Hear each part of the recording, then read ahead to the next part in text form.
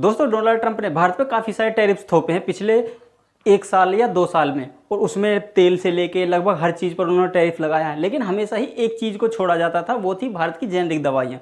लेकिन अब Donald Trump ने फाइनली जेनरिक दवाइयों को भी कह दिया है कि भैया इन पे भी 100 से 200% टैक्स लगेगा।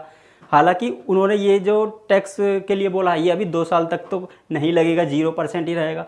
लेकिन 2 साल के बाद फिर ये 2028 में 100% और 2029 में 200% तक जेनरिक दवाओं पर लगेगा।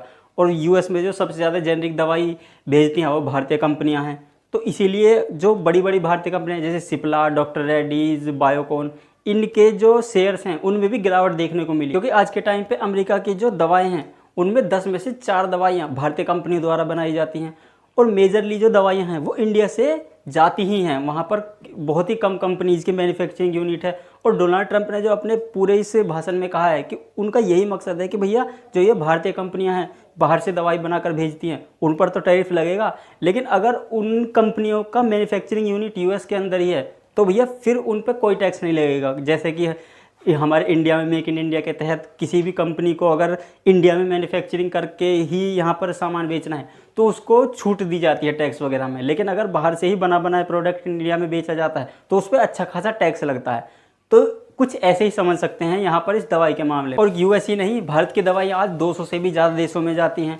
और अगर पिछले साल का 2025 का हम डेटा उठाकर देखें तो भारत ने लगभग 26 बिलियन डॉलर की दवाइयाँ बेची पूरे वर्ल्ड में, जो लगभग 2.2 लाख करोड़ रुपए बैठता है। हालांकि उसमें सबसे ज़्यादा जो हिस्सेदारी है वो यूएस की है। लगभग 40% जो दवाइयाँ हैं वो यूएस को जाती हैं। बाकी 60% में कनाडा, ऑस्ट्रेलिया, मिडिल ईस्ट, ये बाकी देश आते हैं।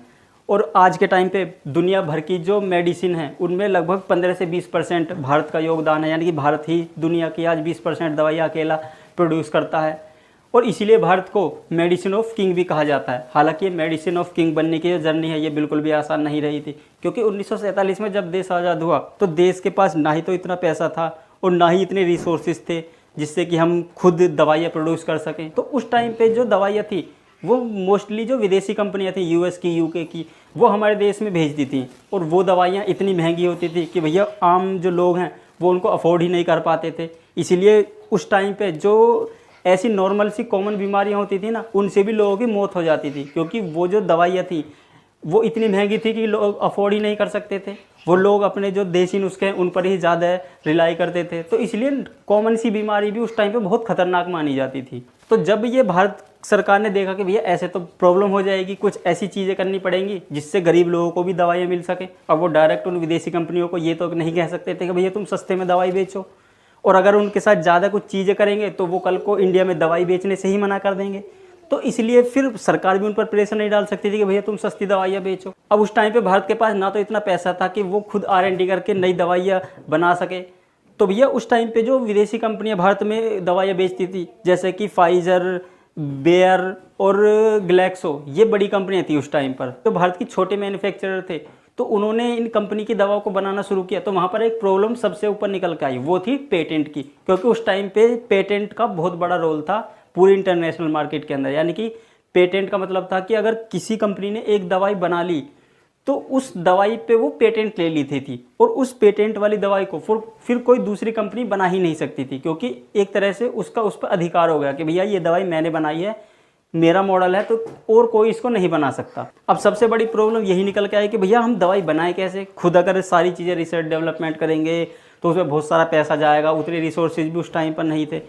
तो भारत ने फिर 1970 में एक नया कानून बनाया कि भैया जो ये पेटेंट कानून है इंडिया में ये नहीं चलेगा, हमारा अपना पेटेंट कानून चलेगा। और वो ये था कि भैया अगर कोई दवा कंपनी है तो उसके प्रोडक्ट पर पेटेंट होगा, उसके बनाने के प्रोसेस पर कोई पेटेंट नहीं होगा। मान लो कि किसी विदेशी कंपनी ने कोई पैरासीटामोल दवाई बनाई तो उसके प्रोडक्ट पर पेटेंट था। यानी कि अब भारतीय कंपनी उस दवाई को बना तो सकती थी, लेकिन जो उस कंपनी ने प्रोसेस फॉलो करके बनाई है उसमें थोड़े से उसको फेरबदल करने थे। यानी कि उसने जो सेम प्रोसेस यूज किया है वो भारतीय कंपनियां यूज नहीं कर सकती थी और उस प्रोडक्ट को अलग तरीके से बना सकती थी। अब भारतीय जो कंपनियां हैं वो दवाइयों का स्ट्रक्चर समझती और उसके अलग प्रोसेस से उनको तैयार कर देती जेनरिक रूप में। तो अब जो विदेशी दवाइयाँ भारत में 1000-2000 की मिला करती थी, अब वही दवाइयाँ 100 से 150 रुपये में मिलने लगी। अब 1995 के आने तक भारत ने इतनी दवाइयाँ प्रोड्यूस करना शुरू कर दी कि भैया वो देश के लोगों की ज़रूरत को तो पूरा कर ही रही थी, लेकिन उसमें फिर एक्स्ट्रा भी बन रही थी। तो भारत को चाहिए था कि भैया वो अपनी दवाइयों को और भी देशों में बेचे। तो फिर 1995 में भारत WTO यानी कि वर्ल्ड ट्रेड ऑर्गेनाइजेशन में शामिल हुआ और फिर उसने अपनी जो दवाइयाँ थी वो विदेशों में भेजना शुरू कर दी। लेकिन अब भारत को चाहिए था कि भैया US जैसे बड़े देश भी उसकी दवाइयों को ले। लेकिन उसमें सबसे बड़ी जो प्रॉब्लम थी वो थी FDA, US की एजेंसी है जो कि वहाँ पर दवाइयाँ बनती हैं उनको अप्रूवल करती है कि भैया ये दवाइयाँ स्टैंडर्ड के हिसाब से बनी है नहीं बनी है। तो फिर जो भारत की कंपनियां थी उन्होंने भारत में जो अपने मैन्युफैक्चरिंग प्लांट लगाए थे उनमें FDA का अप्रूवल ले लिया, जिसकी वजह से उनको अमेरिकन मार्केट का भी एक्सेस मिल गया। और एक समय तो ऐसा भी आया था जब अफ्रीका में HIV एड्स काफ़ी तेज़ी से लोगों को अपनी चपेट में लेना शुरू कर दिया था, लोगों की लगातार मौत हो रही थी। तो उस टाइम पे जो कुछ विदेशी कंपनियां थी वो काफ़ी हाई रेट पर ये HIV की दवाइयाँ बनाया करती थी। लगभग उनकी कीमत थी 1 साल की $10,000, जो भैया अफ्रीका में गरीब लोग रहते थे वो उनको अफोर्ड ही नहीं कर सकते थे। तो उनके लिए जो सबसे अच्छा तरीका था, सस्ता तरीका था, वो यही था कि भैया $10,000 तो कभी ज़िंदगी में होंगे ही नहीं, तो वो मरते ही थे ऑब्वियसली, सीधी सी बात है। तो वहाँ पर फिर जो भारत की कंपनी थी सिप्ला, उसने उन लोगों की जान बचाने का बहुत अच्छा काम किया था। उस टाइम पे सिप्ला ने HIV की एक नई दवा बनाकर तैयार कर दी और उसका दाम इतना रखा जो विदेशी कंपनियां थी वो ये सोच भी नहीं सकती थी कि भैया इतने कम पैसों में कोई HIV की दवा लोगों को बेच भी सकता है। और वो था केवल $1 एक दिन का, यानी कि अगर 365 दिन एक साल का निकाला जाए तो $365 की दवाई एक साल की थी।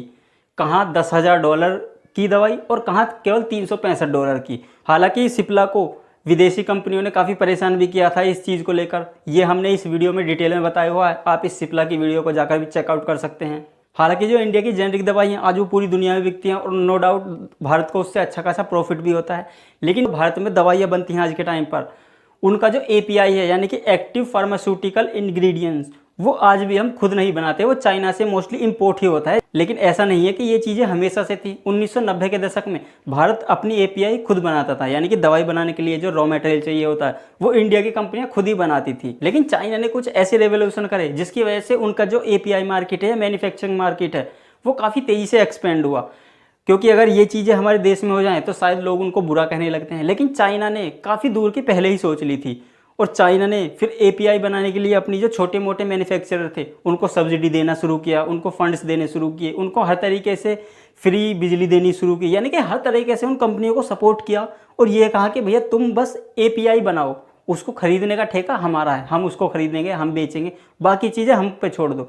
तो फिर चाइना की जो छोटी मोटी मैन्युफैक्चर कंपनियाँ थी उन्होंने दबा के API बनाना शुरू कर दिया और उस API को फिर चाइना इंडिया ही नहीं बल्कि दुनिया के और भी देशों में बेचने लगा, जिसकी वजह से आज चाइना API का किंग माना जाता है पूरी फार्मास्यूटिकल मैन्युफैक्चरिंग के अंदर।